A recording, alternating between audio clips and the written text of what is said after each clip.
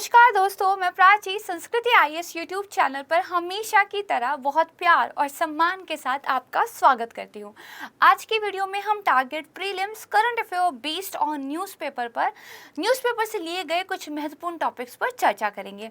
आइए देखते हैं हमारा आज का पहला टॉपिक। देखिए, अभी आपने न्यूज़ में देखा होगा कि आरबीआई ने रेपो रेट को बढ़ा दिया है। ये बहुत ज़्यादा चर्चा में है और इसीलिए मौद्रिक नीति वक्तव्य 2022-23 रेपो रेट इंक्रीज, इसी टॉपिक को हम सबसे पहला लेकर आए हैं। सबसे पहले समझते हैं कि ये मौद्रिक नीति वक्तव्य ये क्या होता है, उसके बाद हम समझेंगे कि ये रेपो रेट क्या होता है। तीसरी बात हम समझेंगे कि अगर इसको बढ़ा दिया है तो इतना हल्ला क्यों है भाई, है ना। सब न्यूज़पेपर, सब टीवी चैनल वाले आखिर बता क्यों रहे, इसको हम समझेंगे। देखिए, मौद्रिक मतलब कि कुछ मॉनेटरी, कुछ मनी से रिलेटेड हम बात कर रहे हैं। देखिए, किसी भी इकोनॉमी में कितना पैसा है, इसको कंट्रोल अगर ना किया जाए तो जो सरकार या केंद्रीय बैंक का नियंत्रण है वो अर्थव्यवस्था पर नहीं रहेगा। तो जैसे मान लीजिए बहुत ज़्यादा लोगों के पास पैसा है तो लोग चीज़ों को खरीदेंगे ज़्यादा, और अगर लोगों ने चीज़ों को खरीदा ज़्यादा लेकिन उस हिसाब से सप्लाई नहीं हो पाई तो महंगाई बढ़ जाती है। अब उस बढ़ी हुई महंगाई को कम करने के लिए सरकार और केंद्रीय बैंक उस ज़्यादा पैसे को वापस लेना चाहेंगे। तो एक तरीका तो ये है। दूसरा, मान लीजिए मंदी आ गई है, लोग सामान खरीद ही नहीं रहे, तो हमें क्या है, लोगों को पैसा देने की ज़रूरत है ताकि वो परचेज करें। तो अब जो हमारी केंद्रीय सरकार है और जो केंद्रीय बैंक है वो क्या करेंगे, मार्केट के अंदर पैसा देंगे। अब ये जो मार्केट के अंदर या अर्थव्यवस्था के अंदर पैसे को देना या लेना है, ये सरकार ऐसे तो करेगी नहीं, गई लाइए भाई सब लोग 500-500 रुपये हमें दीजिए, या फिर एक दिन केंद्रीय बैंक जाएगा कहेगा ये लीजिए सूटकेस, जाइए गाड़ी खरीद लीजिए। कुछ तरीके होते हैं, वो तरीके क्या होते हैं, उनको ही मॉनेटरी पॉलिसी के तहत जो है डिसाइड किया जाता है। अब हम इस साइकिल को देखते हैं। देखिए, ये है एक कंज्यूमर। इस कंज्यूमर के पास, अच्छा मैं इस चीज़ को आपको नोटपैड पे ड्रॉ करके समझाती हूँ तो थोड़ा सा हमारी चीज़ें क्या है, क्लियर हो जाएंगी। तो समझते हैं। देखिए, यहाँ पर एक क्या है, कंज्यूमर है। इस कंज्यूमर को अगर कोई चीज़ सामान खरीदना है तो वो कहाँ जाएगा, वो मार्केट के अंदर जाएगा।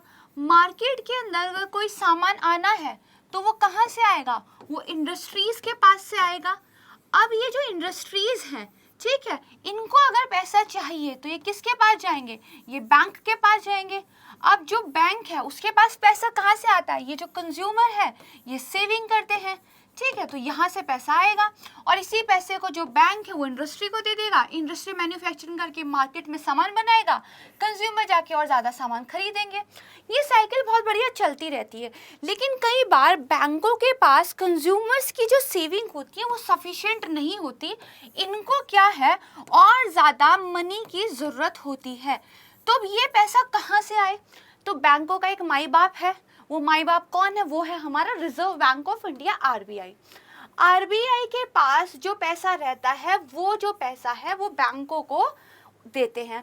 अब ये जो पैसा दिया जाता है ये फ्री में तो बांटते नहीं है, एक इंटरेस्ट रेट के तहत देते हैं जिसको कहा जाता है रेपो रेट।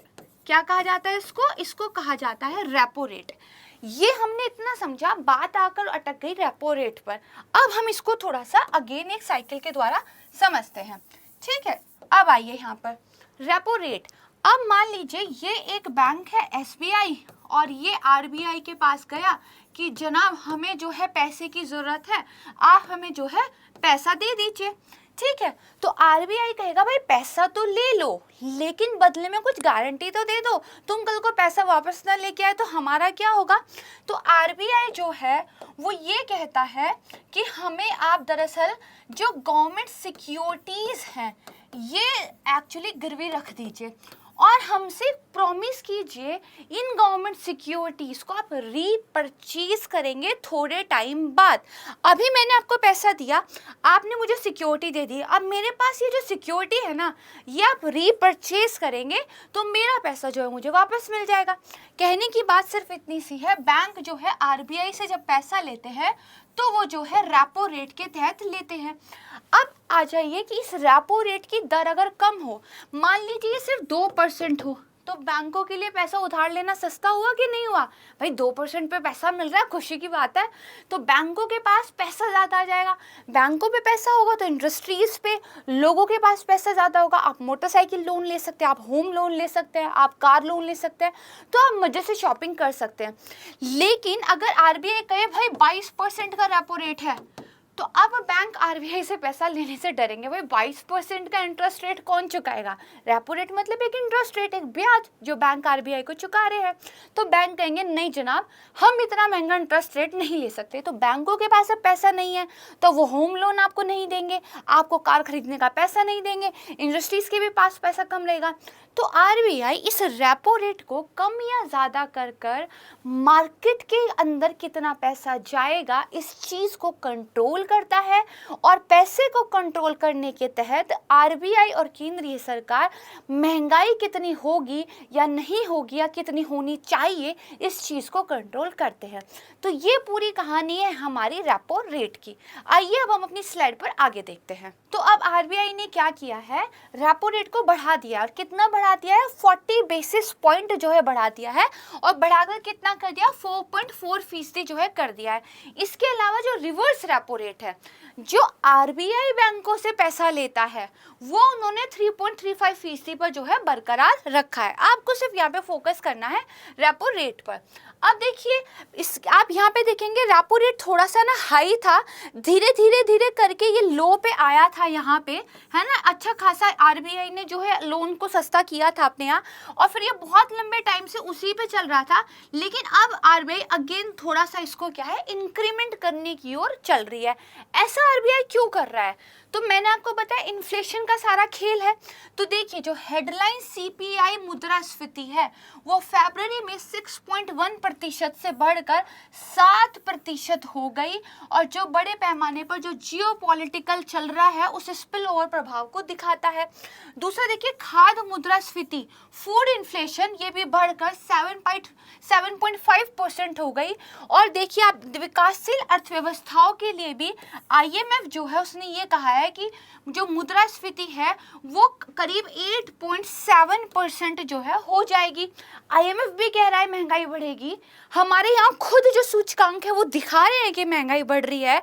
तो मतलब मार्केट में पैसा कम करने की जरूरत है, मतलब पैसे को महंगा करने की जरूरत है, मतलब इंटरेस्ट रेट बढ़ाने की जरूरत है। और बैंक इंटरेस्ट रेट तब बढ़ाएंगे जब बैंकों को जहाँ से पैसा मिल रहा है वो महंगा मिलेगा। तो आरबीआई को अपना रेपो रेट बढ़ाने की जरूरत है, और वही आरबीआई ने किया है। ठीक है, तो समझ गए, ज्यादा कंफ्यूज नहीं होना, बहुत आसान तरीके से समझना है। तो अब रेपो रेट क्या हो गया? ये वो दर होती है जिस पर बैंकों को आरबीआई कर्जा देता है। ठीक है, और बैंक फिर इस कर्जे को ग्राहकों को देते हैं। रेपो रेट अगर कम हो जाए तो उसका मतलब है कि जो कर्जे हैं वो सस्ते हो जाएंगे, जैसे होम लोन, व्हीकल लोन वगैरह। और अगर ये महंगा हो जाए तो कर्जे महंगे हो जाएंगे। तो क्या महंगा हो जाएगा? होम लोन, व्हीकल लोन वगैरह। एकदम अपोजिट काम करता है। अब रिवर्स रेपो रेट क्या है? ये वो दर होती है जिस पर बैंकों के पास अगर ज़्यादा पैसा हो गया, बैंकों के पास सरप्लस में पैसा है, अब वो कहाँ रखे उस पैसे को भाई? तो वो उसको आरबीआई के पास पार्क कर देते हैं ताकि उस पर थोड़ा इंटरेस्ट कमा सके। आरबीआई के पास जब वो पैसा रखते हैं तो वो रिवर्स रेपो रेट पर रखते हैं। ये हमेशा ही रेपो रेट से कम होता है, क्योंकि अगर आप आरबीआई से पैसा लोगे तो महंगा पड़ेगा, लेकिन अगर आप आरबीआई के पास पैसा रख रहे हो तो आरबीआई आपको उतना इंटरेस्ट रेट नहीं देने वाला, क्योंकि आरबीआई की भी तो कमाई होनी है ना। तो ये वाली चीज़, तो इन दो टर्म को आज आपने समझ लिया। अब आपका एक होमवर्क है, रेपो रेट के साथ साथ आरबीआई ने सीआरआर को भी बढ़ाया है। आपने मुझे कमेंट सेक्शन में ये बताना है कि सीआरआर होता क्या है। ठीक है, चलिए अब हम चलते हैं अपने नेक्स्ट टॉपिक पर।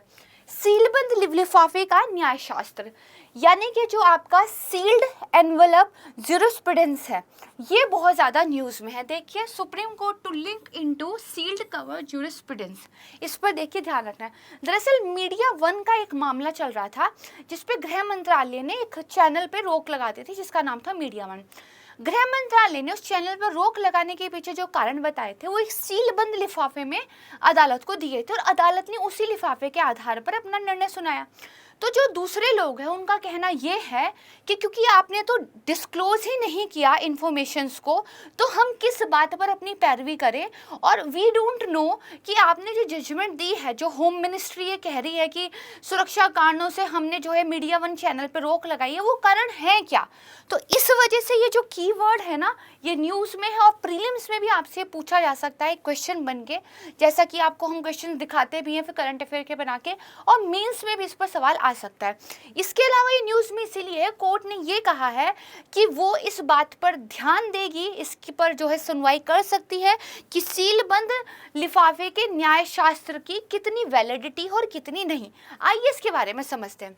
देखिए, सर्वोच्च न्यायालय और कभी कभी जो निचली अदालतें होती हैं उनके द्वारा यूज की जाने वाली एक प्रथा है जिसमें ये सरकारी एजेंसियों से लिफाफे में बंद एक जानकारी मांगती हैं, या फिर सरकारी एजेंसियां लिफाफे में बंद जानकारी सुप्रीम कोर्ट को देती है और उस जानकारी की पहुंच केवल संबंधित न्यायाधीश तक होती है।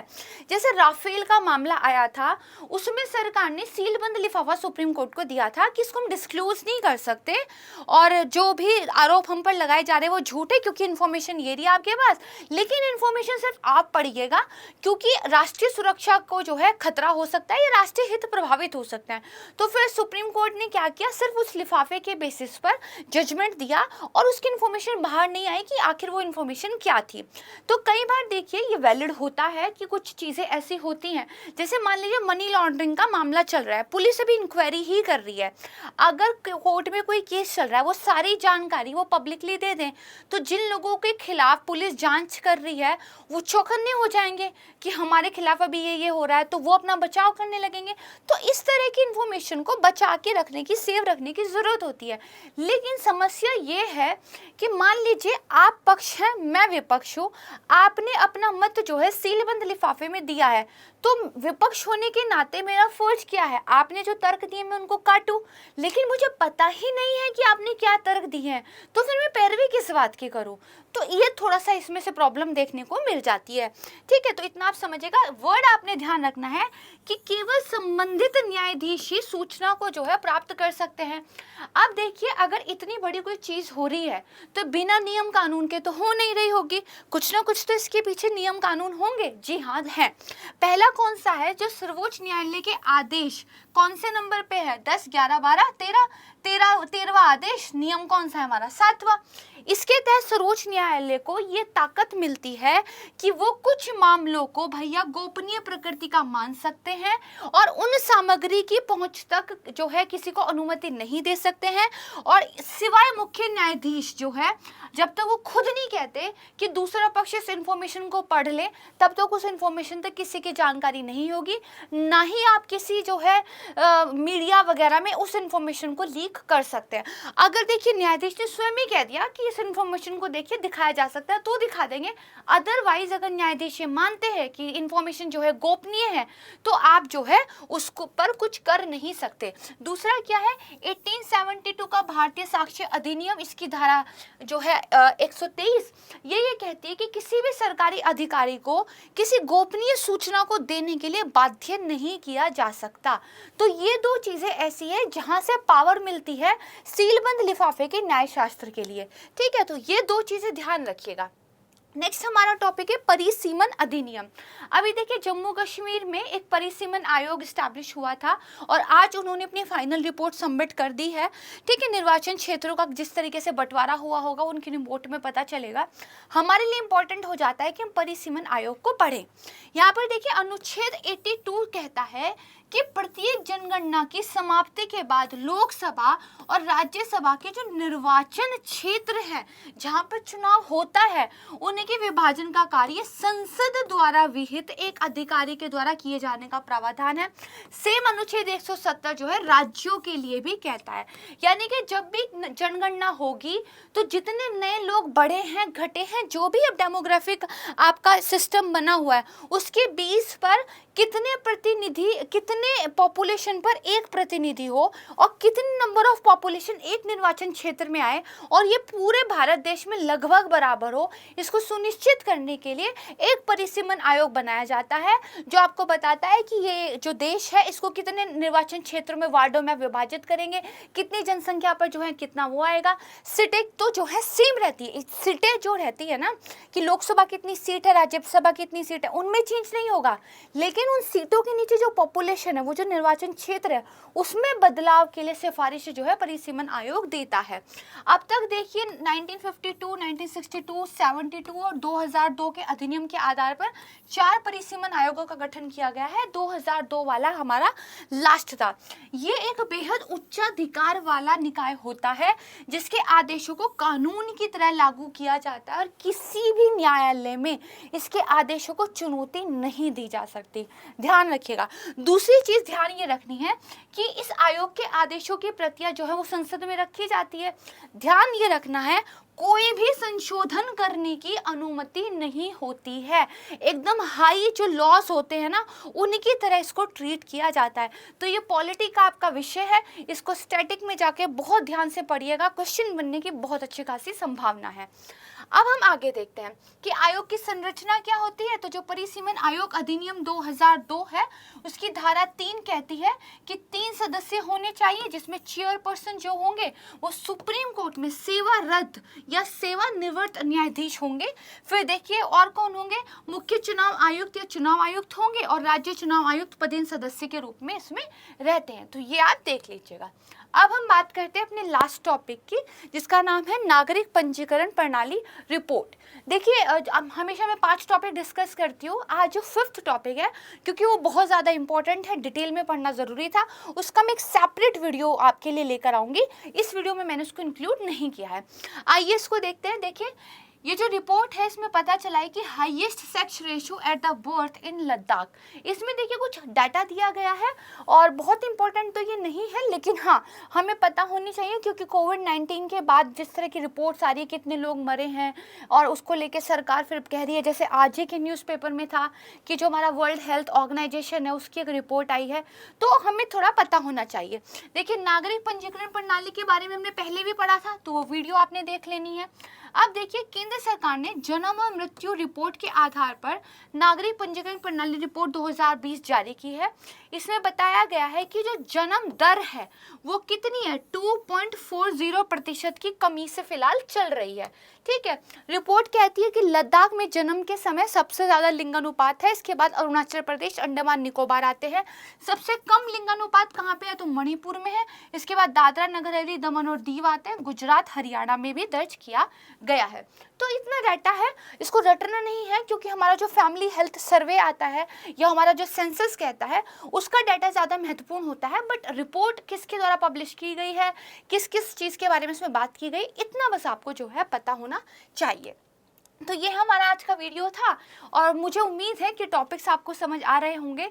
प्लीज़ वीडियोस को ध्यान से सुनिए और अपनी प्रिपरेशन अच्छे से करते रहिए, आप सफल ज़रूर होंगे।